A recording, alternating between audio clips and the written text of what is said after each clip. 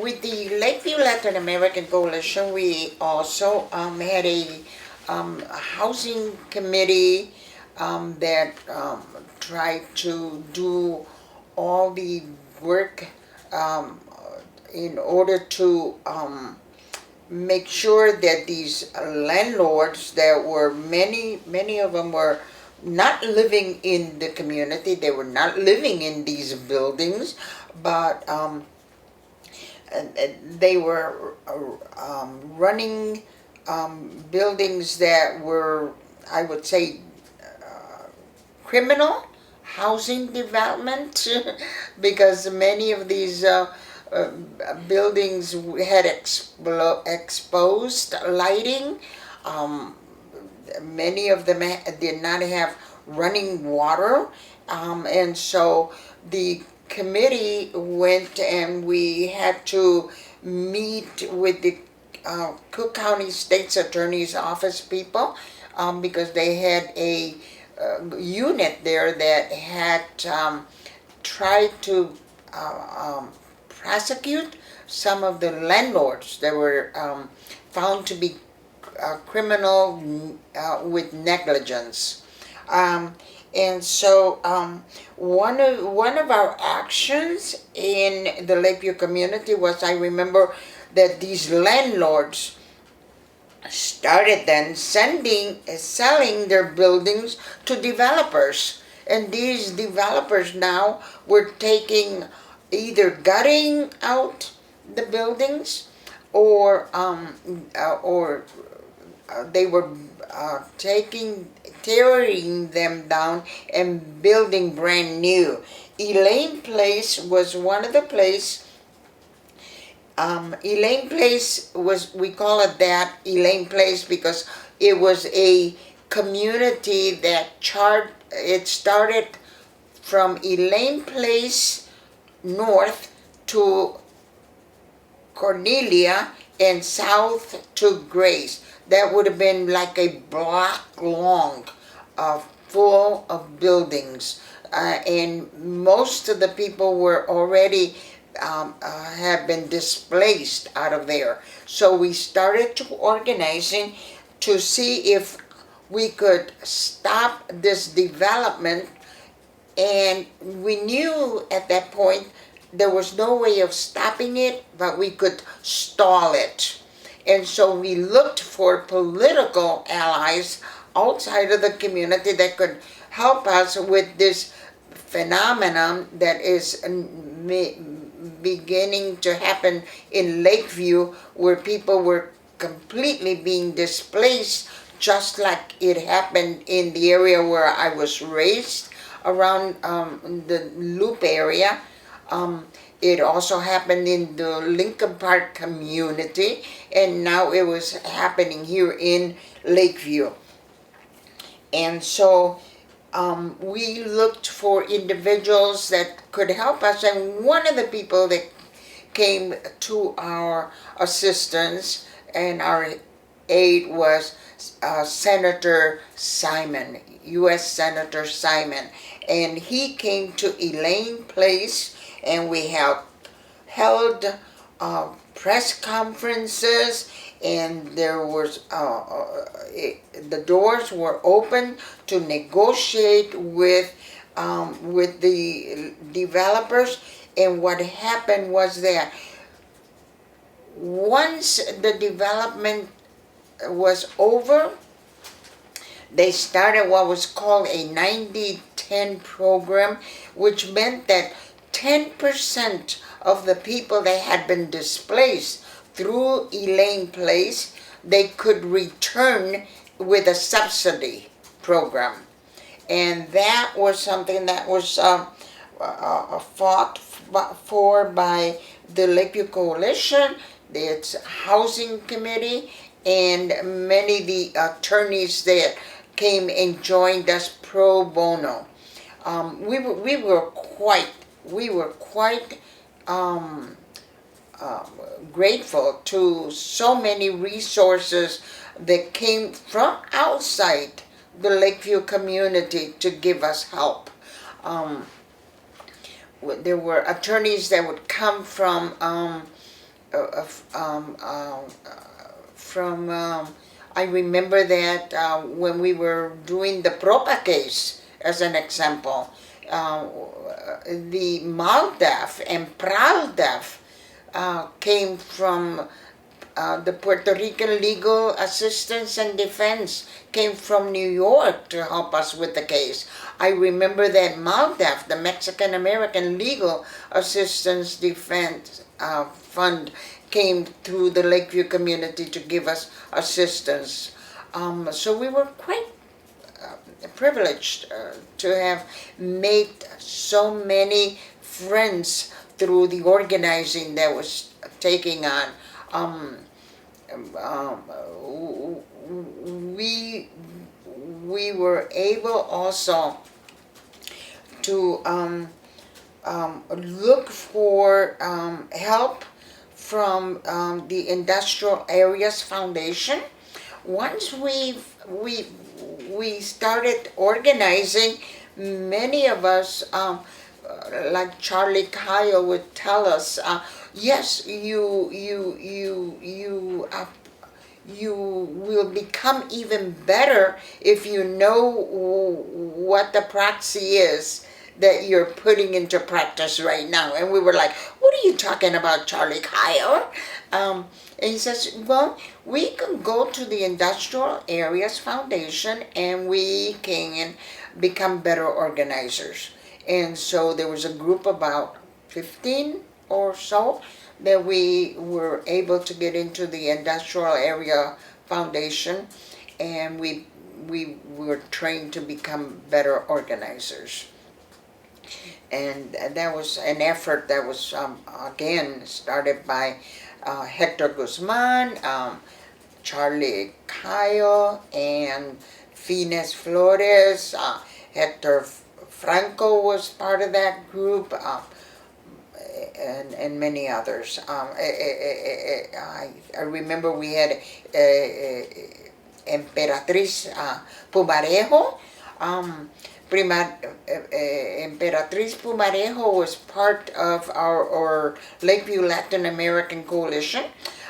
She was originally from Colombia, and one of the things that she wanted to begin with was a group called Servicio de Orientación. The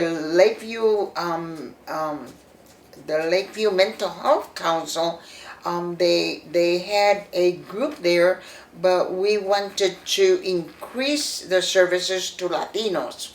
And so Emperatriz Pumarejo and with others began the organization to do services to Latinos in Spanish, to highlight the fact that many of our Latinos were newcomers into the country, and therefore they were going through a very stressful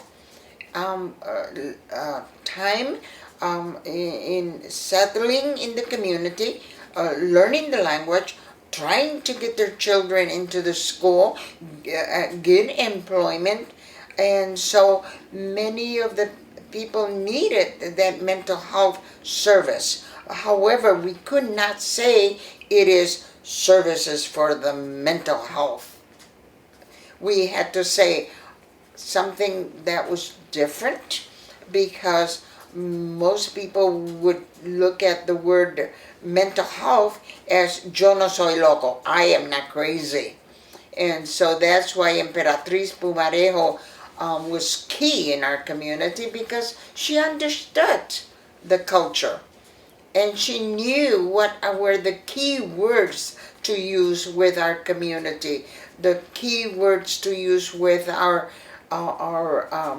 church members, the key words to use with the schools, to say these are individuals that really need the service, and we need you as resources to come on board. And I remember that we would showcase servicios de orientación by having sketches or theater in front of our communities, so that people would understand that what you are now seeing on stage right now is not a person who is crazy. It is a person who needs services because the, they're coming from Puerto Rico, they're coming from Cuba, they are coming from Colombia, they're or what other countries are coming, and they're not being accepted and they're not being understood. Another program that we that we started to look at was the issue of women, and that was something that Juanita herself was working with us to get women more aware of what the services out there they could then bring back home into their neighborhood. And so we started with the Board of Health, and we started to getting ourselves educated on the issue of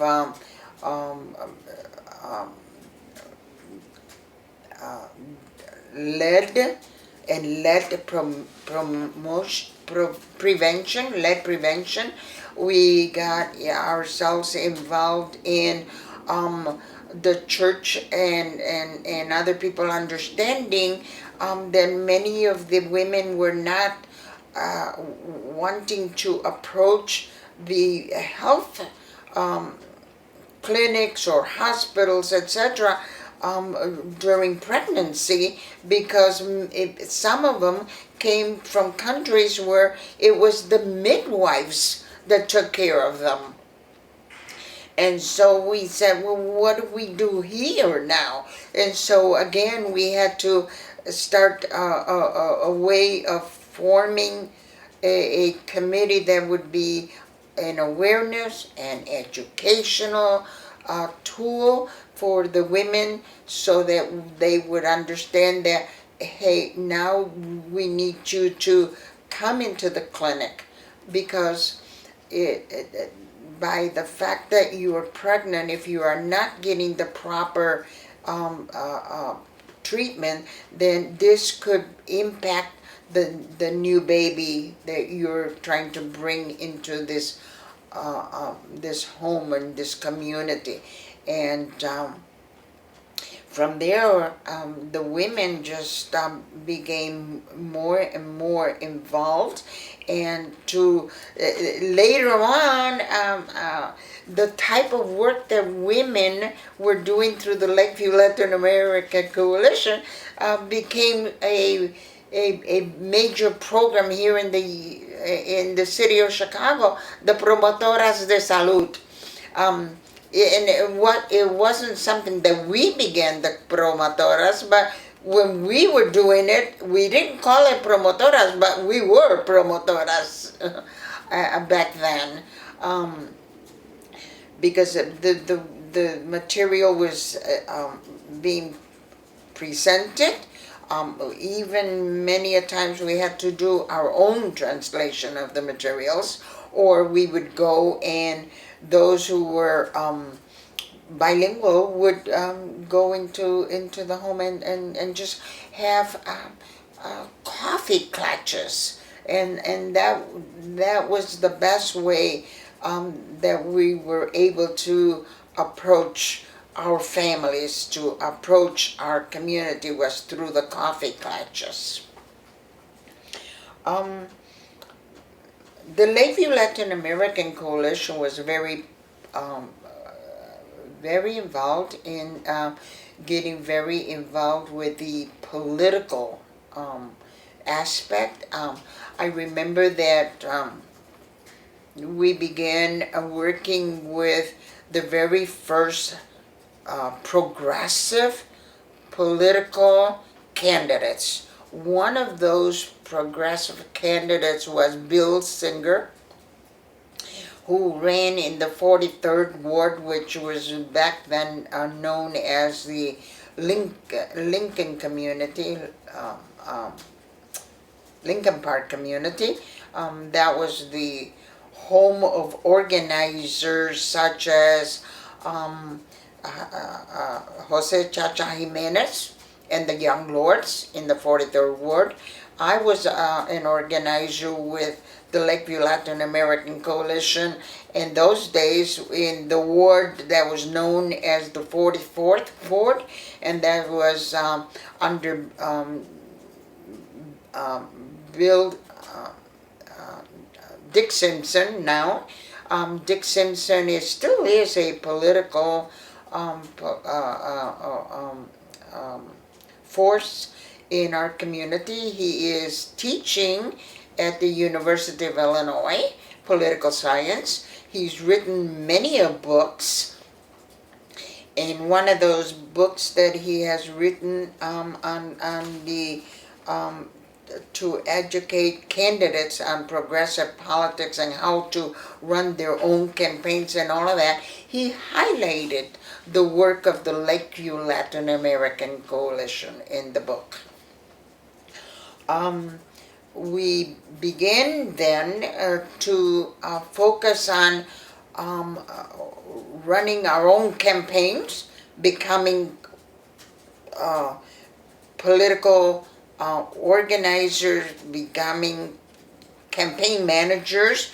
I remember that in March 25, it was, 1975, we ran a campaign with a young Puerto Rican male, his name Miguel Velasquez, and we challenged the 31st Ward organization, which was in the heart of Humboldt Park.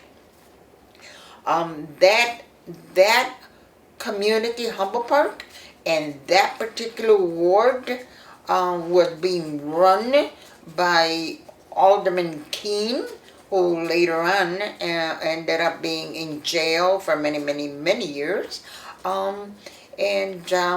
We ran the campaign for Miguel Velasquez. We did not succeed. However, it was noted in many studies by, I believe it was Dr. Luis Salces, who noted in his study that it was the first time that he saw Puerto Ricans voting by political, not by the affiliation of Democratic, but voting by his ethnic identification. So we then knew, wait a minute, now that we've gotten a candidate, and this is what Dr. Walton and Dr. Salces are saying, that people are beginning to change the way they vote. They're looking for people that they can identify with by their identity, by either Puerto Rican, Mexican, or whatever. Then we need to capitalize on this, and we started then to do some heavy organizing in terms of teaching people now to be a precinct worker, to be doing what we said we needed to know, how to canvass. We needed to teach people how to do anything and everything that would lead us to a victory. And so we looked for allies in the community, and I remember Sigisfredo Avilés, Puerto Riqueño, helping us giving resources through the League of Women Voters, and we started our own uh, campaign, and we started our own little instituto in a home to teach people how to be a good candidate or how to be a good organizer of a campaign. And we had people that ran for office then that we could help them out. I am very proud to say that the political life of our community has changed a lot from the days when I began with just Miguel Velasquez in 1975 to this day, where we have had people like our first woman Puerto Riqueña in the city council, Vilma Colom, where we had our first Puerto Riqueña state senator Iris Martinez, and state representative Maria Berrios, or we had a Miguel del Valle being the first Puerto Rican senator in Springfield, and his partner, the very first Mexican senator, who is now running for mayor of the city of Chicago, and recently involved in a runoff with the current mayor. I am so proud that our community continues to be involved in making changes, such as in the Puerto Rican community, we have had the victory of having the very first National Puerto Rican Museum here out of Chicago. That we here in Chicago, we have a Puerto Rican agenda, which is a group of individuals that have come together to look at how can we improve everything that is happening in the life of the Puerto Ricans, not only in our neighborhood of Humboldt Park, but the life of Puerto Ricans throughout the state of Illinois. I'm proud to see that there is a major changes with high schools such as Roberto Clemente High School, to see the growth of an organization such as Aspira that continues to get bigger and bigger here in Chicago, and that we were so privileged to have had Mirta Ramirez come to Chicago to begin Aspira of Illinois here. And also have individuals like Betances, Samuel Betances, part of that beginning of Aspira. I am glad that the youth of today are going to have the opportunity to continue knowing more about their history, and to continue sharing more about their history, because now we have the opportunity of having our own authors here from the city of Chicago sharing our own history. As an example, we now have Adanivia Lopez, who was the very first Puerto Rican woman elected as a trustee of the University of Illinois here in Chicago. She just wrote her book called Así Somos. We are who we are, and she will be bringing that exhibition here to Chicago. We also are very fortunate to have many of our own Puerto Ricanos on stage through the performing arts, and encouraging more Latinos to be involved, like Michael Kendo, a Puerto Riqueño, who grew up in the community where I was growing up, and here he became a firefighter, a paramedic, and now he is on stage creating talent for the HBOs of the world. And not only is he looking at comedians who are Puerto Ricanos, he's looking at comedians who are Latin Americans, and one of the things that I thank him for as a Puerto Riqueño is to look at the fact that he has brought to the stage many female comedians through New York and Puerto Rico and others. So here in Chicago is what I look at is this is the capital of Puerto Rico. This is the real Puerto Rico for me. I left there in 1953, but I am still 100 Puerto Riqueña here in Chicago because it is what Puerto Ricans are about, sharing of the culture, sharing of the accomplishments, looking for the resources and sharing those resources. I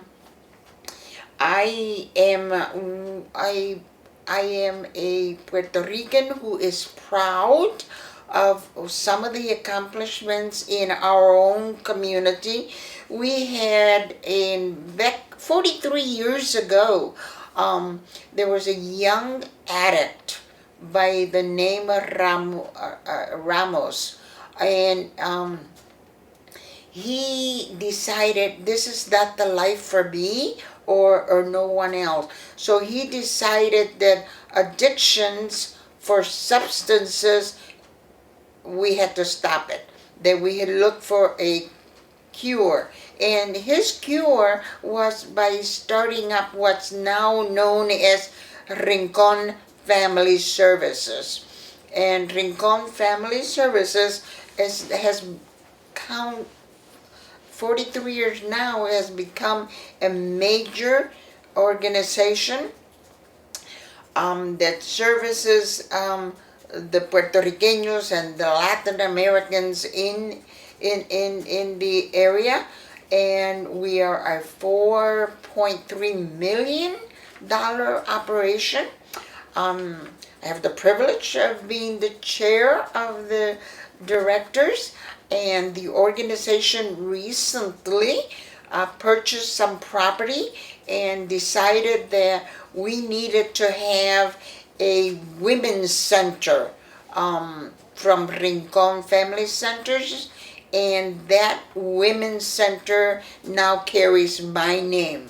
Yes, we don't have to wait for somebody to be very, very, very rich. We don't have to wait for somebody to die, that we can continue our work by naming these institutions while we're still here and able to continue contributing to the community of Puerto Ricanos here in Chicago, in Illinois, and wherever we can say soy boricua.